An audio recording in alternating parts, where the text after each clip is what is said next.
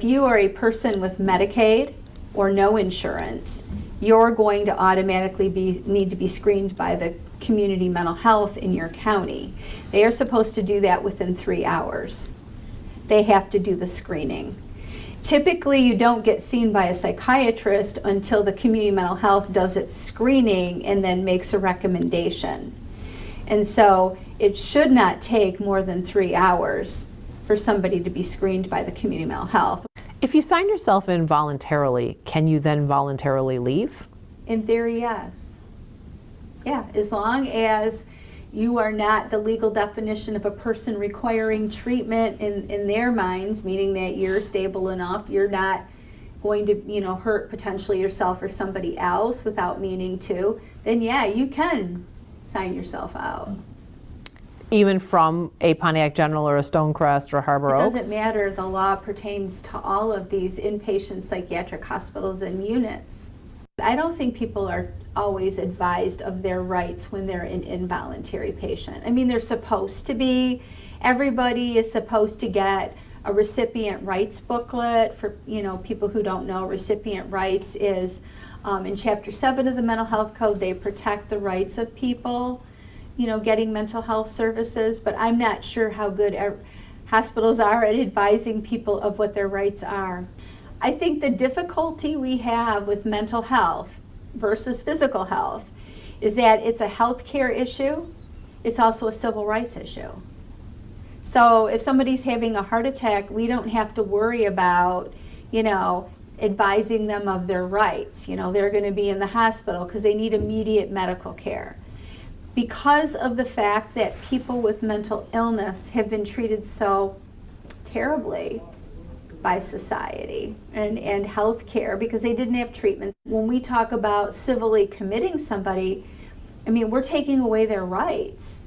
We're saying, we think you are, by virtue of these symptoms that you are presenting with, the possible threat to yourself or others, or by virtue of not getting treatment, you could become that way, or we think you're so incapacitated by symptoms of mental illness that you are not able to care for yourself, then we're going to put you somewhere until you get to that place through treatment where you can take care of yourself, where you're no longer a threat.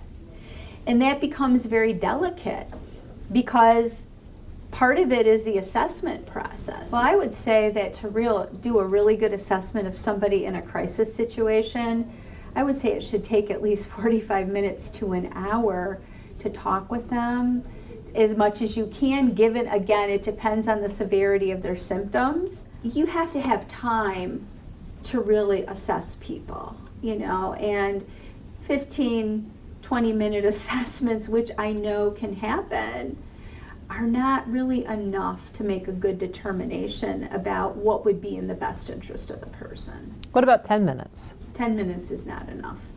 So what do you think of a pre-signed form being used to keep people in the hospital? I think that's really problematic, particularly if it's a pre-signed form and the psychiatrist, obviously, that suggests to me that the psychiatrist doesn't see the person, but that they have the form. I'm wondering who completes the form. That's very disturbing because that means that, again, as a clinician myself, I could never put my signature and my licensure on a form that was pre-signed where I didn't do the work. What does that mean for the patient's rights? Well, I think it's a big deal because the code is very specific about who is able to go to the court and say so-and-so needs to be continually hospitalized. It's very narrow who the people are, and of course the psychiatrist is the main person who has to say, yeah, this is a person that needs another X amount of days of treatment.